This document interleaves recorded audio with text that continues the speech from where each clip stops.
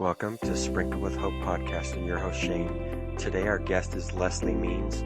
She is an amazing person. Shares her journey of where she was to where she is now. Gives some fantastic insight, and the last part of it is such great knowledge and wisdom. And please listen to this episode. It's such an uplifting message. Shane and I always talk about just how cool it is to talk to these individuals and get to meet them and pick their brain a little bit. And we only share, a short time with them, but we really love every single one of our guests we've had on our show. They each have a great message to share. We really hope that you listen to this. And if it rings true with you, we hope that you share it with somebody else that could use a message of hope, light, love, family, something like that will really lift them from the place that they're in. We know you, we see you, we love you guys. We send out our well wishes to all of our Sprinkled with Hope family, and we just love you guys so much. And here we go, Leslie Means. Welcome to the Sprinkled with Hope podcast.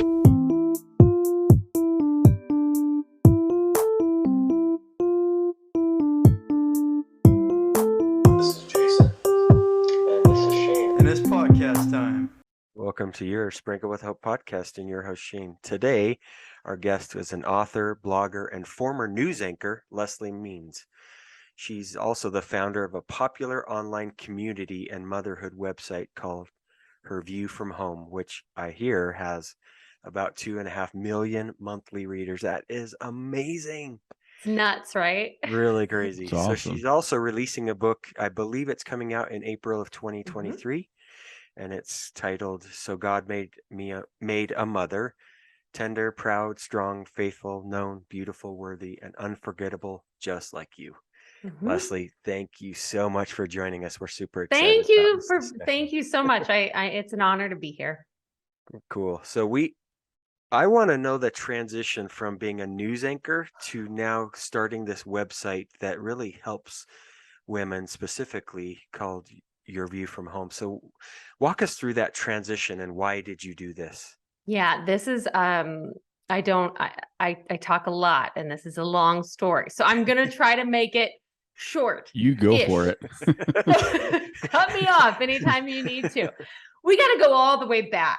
I am a farm girl. I grew up in a house that my great grandpa and my grandpa and my dad grew up in. So we all grew up there. And now my sister and her family lives there. And my parents built a house down the pasture, right? So we've been in Nebraska for many, many years. But even as a kid on this small farm, I had like 27, 30 something kids in my class, right? Small, right. Whatever. I never felt small. I felt like I knew the world was big. And I don't know, maybe that was because mom and dad, but like we didn't have any money. We didn't have cable. I watched Tom Brokaw at night for news. I talked to my cats in the barn for stories. But I just knew even then probably like age 6, I remember thinking, this is so cool. Everybody has so many stories to tell. And I can look back now, I'm 40 now. I'm like, I think even then I knew that I would do something with this somehow. And so I went to college for journalism. Broadcast journalism was my degree. And I met my husband there. And right after college, we moved to Houston, Texas. And he worked for his dream job in the NBA. Best get right. Yeah. This is the part though, guys, listen to what I did. So we're in Houston, and I always thought I would be like big city. Like I thought I'd go to New York. Like I was like, keep going. I was in Houston, and the only job you can get, I'm 22, 23. The only job you get in TV in those markets when you're that young is small. So I had to go to Beaumont, Texas every day, an hour and a half drive. Best people. I mean, the kindest people, but an hour and a half drive each way from Houston. Yeah. It was hard. It was a lot. And my husband, bless him, realized that it was a lot for me and was like, we need to go back home to a smaller TV market, don't we, Les? I was like, yeah.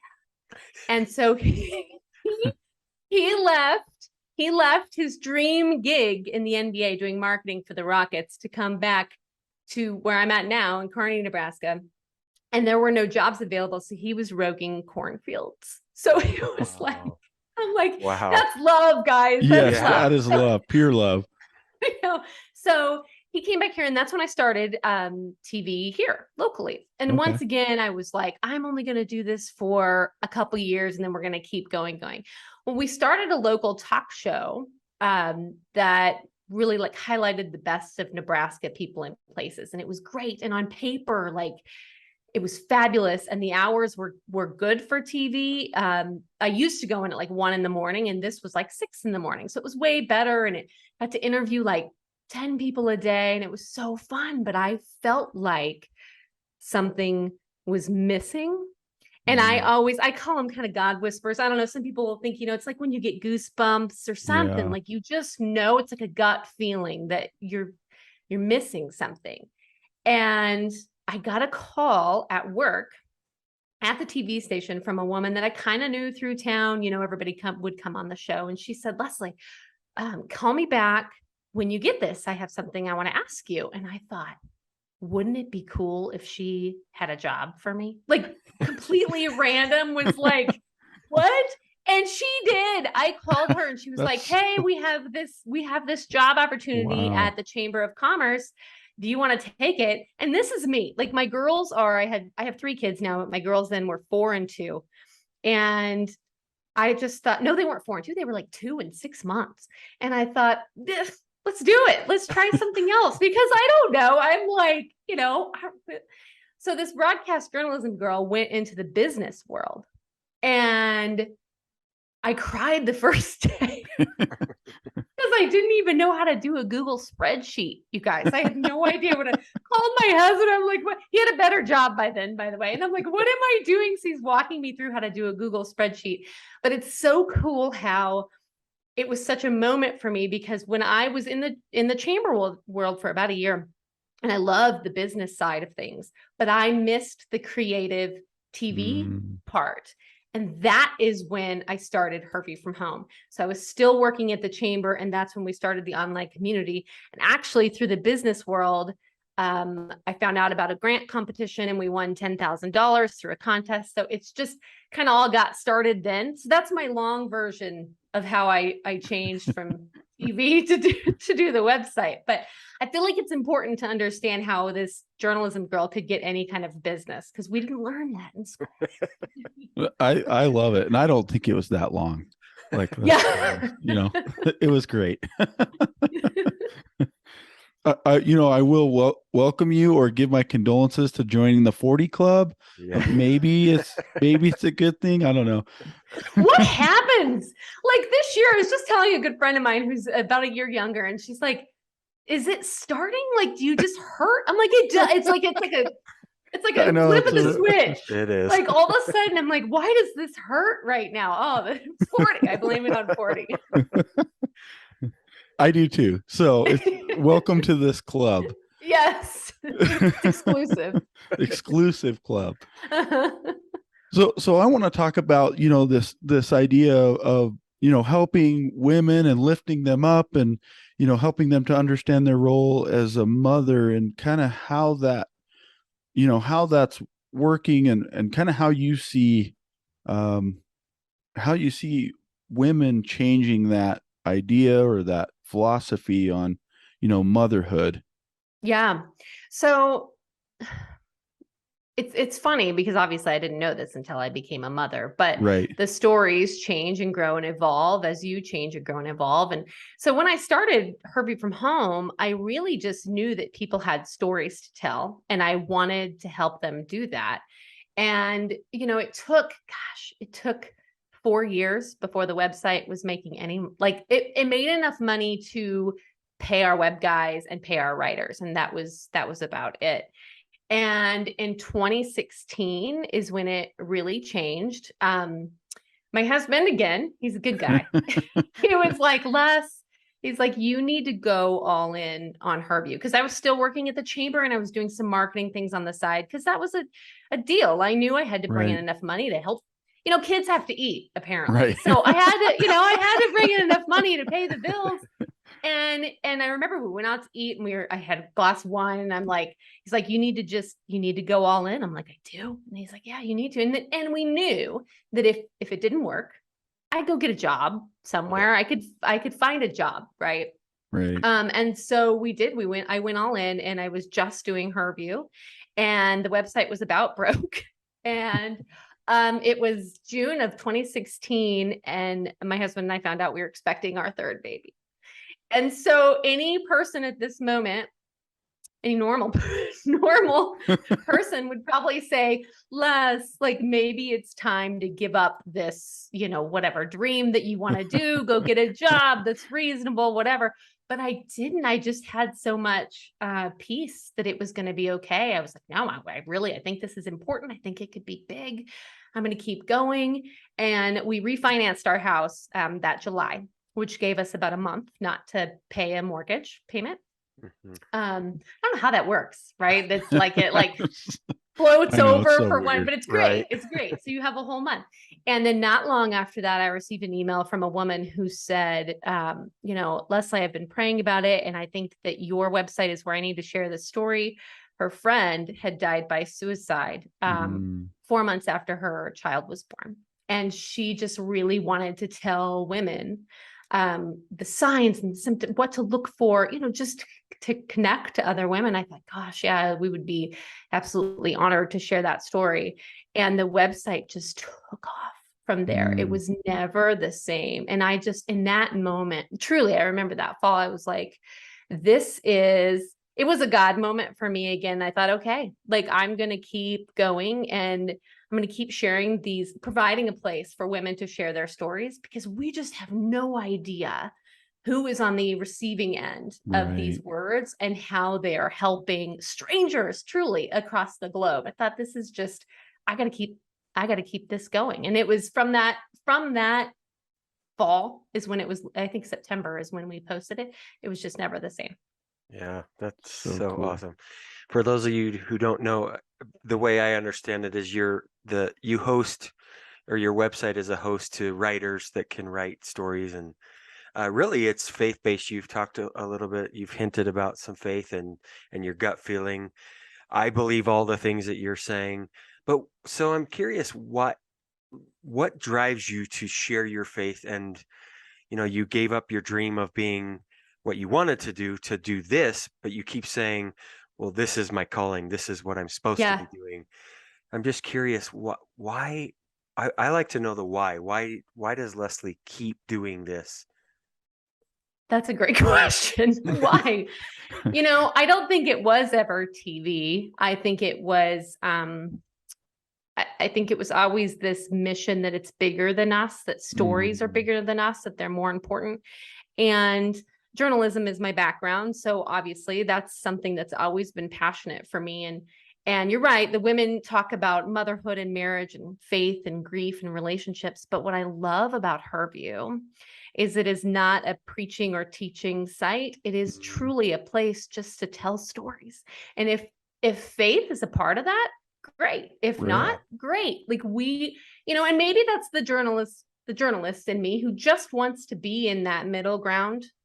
To talk to people and to listen to stories and to provide a place for that.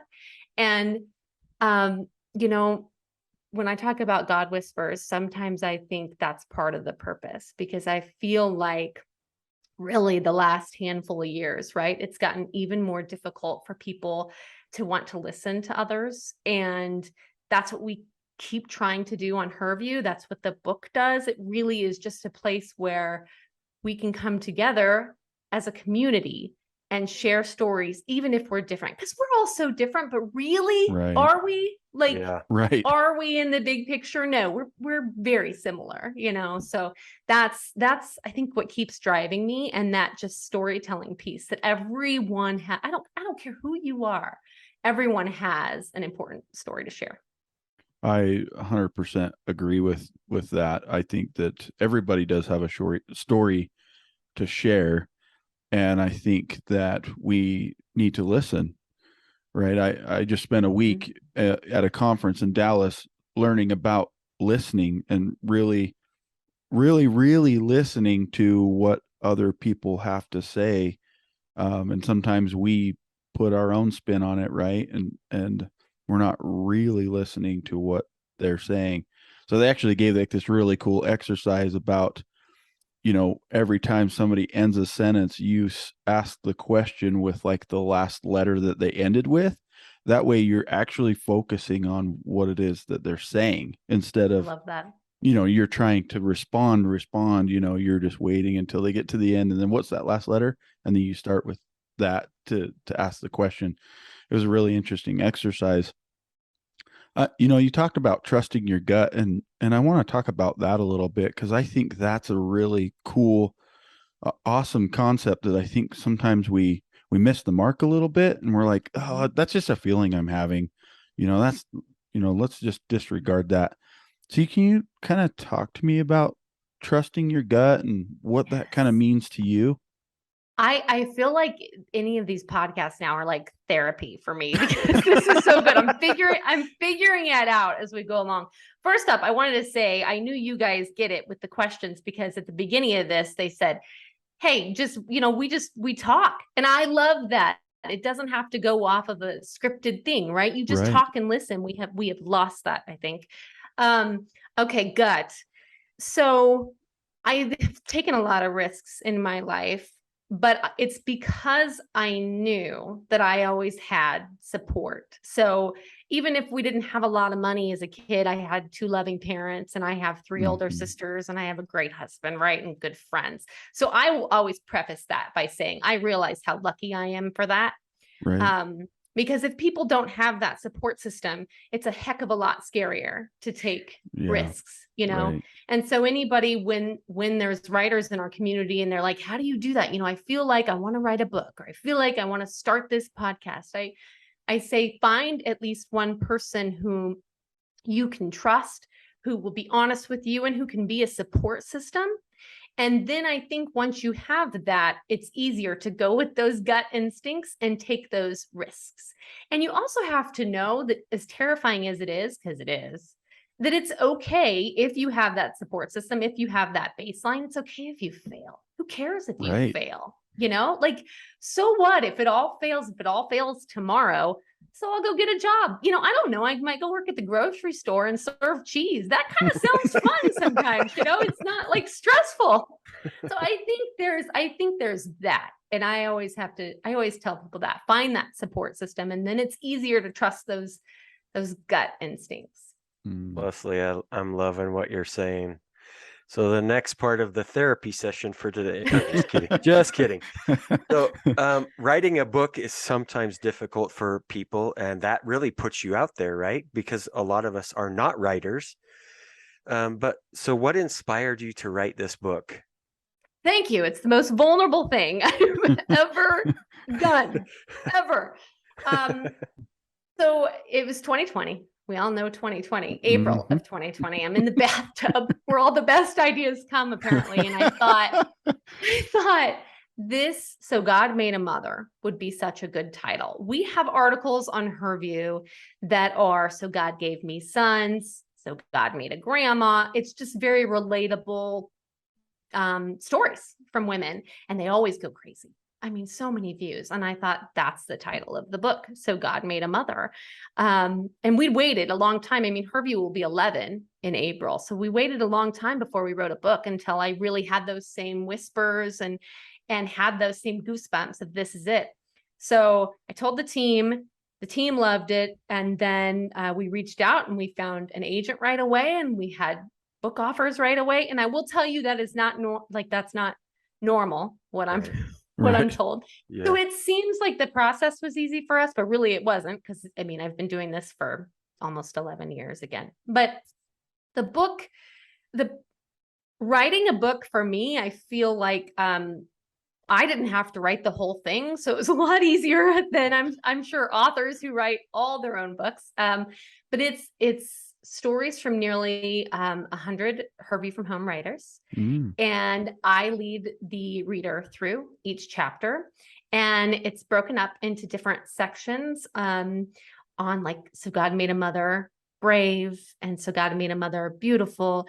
And it is relatable to every woman. So even if you are every mother, we joke and we say, if you are a mother or you have a mother, you're going to relate to this, because it truly is. It's Right. like, even if you're a new mom and you don't have teens, or you've never lost a child, or you don't have your mom anymore, you're still going to feel those stories throughout, because it's written by women of every age and every stage. And it's really heartfelt and beautiful and raw, but it's also hard. Like, there are some really hard stories in here of some people don't get along with their mother, or some people lost their mom or lost a child. And these writers are so vulnerable and real and brave, truly, to share these stories with, I mean, it's endless, right? The amount of people who could read this, but it's just, gosh, it's so good. And I think you guys would love it.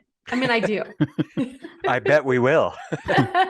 Again, this comes out in April of 2023. So yeah, look forward to seeing that. Jason and I will. I believe you can pre-order it now, right? You can. So pre-orders are really big, like important. I'm told. I don't know. And so pre-order it. Pre-order. It's everywhere. If you just search So God Made a Mother, Leslie Means, it's Amazon, Barnes and Noble, Target, all those good places. Yeah. Awesome. Very cool.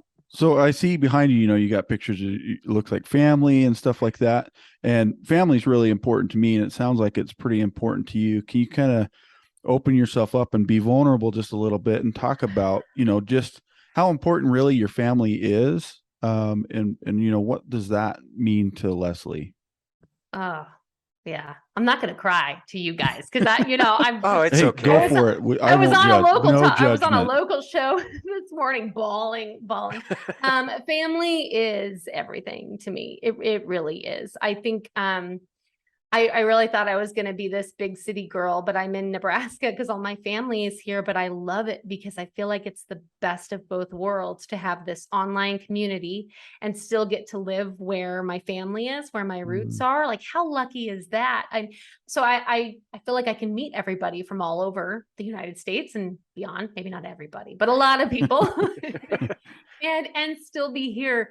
I wouldn't be where I am without my family, without my parents, without my husband, who left his dream gig, right, to come back here for me. I feel like all those things, I'm so lucky, blessed, whatever you want to say for that because I could not have done what I'm doing today without all of their support. And it goes beyond just blood family, right? It's friends, it's teachers, it's mentors, it's people who I've met along the way who've really helped me. And I don't know why I get to be lucky, but I'm like, that is something then that I can't take lightly, and I need to keep pushing forward for it. I really think that what you just said, that's what this whole life is about, that we are there to help uplift, inspire, encourage everybody that we come across to become a better person. And I know, Leslie, you're doing that. So if you thought that last question was tough, we're at the point where we call the double down dose. So we have two thought-provoking questions. They seem so simple on the surface, but every one of our guests pauses and goes, wow, I've never been asked struggles. That. Yes. So the first question of the double down dose is, how would Leslie define hope? Oh. Exactly. My hope is found in my faith, I would say. Gosh, you guys, that's a really hard question. I see everything that I do in my life. And God and I have really a unique relationship because I feel like I just talk to him like we're friends, and I yell at him a lot. And what am I doing? But I feel like there's always something bigger and better coming. And I think that's because of my faith. So my faith is rooted in hope and faith. If that is a decent answer to that, I think that's the first thing I think of. That's awesome. That's exactly what we're looking for, is that that kind of answer to the question. It seems somewhat difficult to answer sometimes. And so if you thought that question was difficult. You guys! Wait for this one. So here's the follow-up to that. And it's a question Shane and I really like to ask. And it's, what is your definition of love? Oh. Well, right away, I think of my husband. Selfless, kind, humble, putting yourself, putting others before yourself. That would be love to me. Am I answering those right? I don't know. Leslie, honestly, that's a beautiful thing. Yeah, this is vulnerable. It is. We is. love asking those two questions because if we scripted, it would be exactly how you did it. Every one of our guests pauses for a second. You can see them actually thinking like, I've never thought about hope, or I've never thought about love, even though we talk about it all the time. All the time. But it's on every sign everywhere, right? It is. Yeah, it's filling your house. It's Yes. We're never asked, how would we define love? And we just love asking those questions because it really provokes thinking, and really on a deeper level, because it seems so simple, but it's really not. So love all the things that you've shared with us today, Leslie. So excited that you were able to join us today. For those of you who don't follow her, look her up, Her View from Home. Follow her on social media all over. Pre-order that book. Yes. Leslie, thank you so much. This was such a great discussion. This was great. Thank you so much. It was great. And I every once in a while, I like to ask, our guests, what is maybe some parting words that you'd like to leave with whoever's listening? What is something that we haven't talked about today, but you just feel really inclined to share with them as a parting word? I love this question. So a news anchor at my first job in Beaumont, Texas. I was so nervous.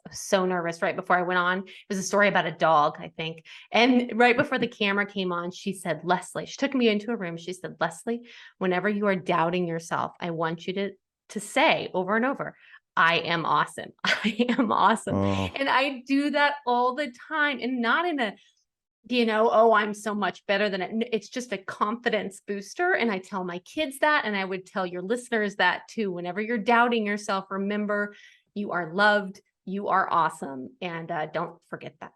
I love the I ams. Shane and I talk about that all the time. What is it that you're telling yourself, right? Like, I am huge. Awesome, it's right? Huge. It is huge. And hopefully we're not putting the doubtful words in ourself. We're putting those words like awesome, strong, humble, all those words that we love and enjoy. And so, Leslie, this is and awesome. Believe it. Thank you. Yes, absolutely. 100%. You're awesome, Leslie. Thank you for coming on and joining us and sharing your light and love with the world. Thanks, guys.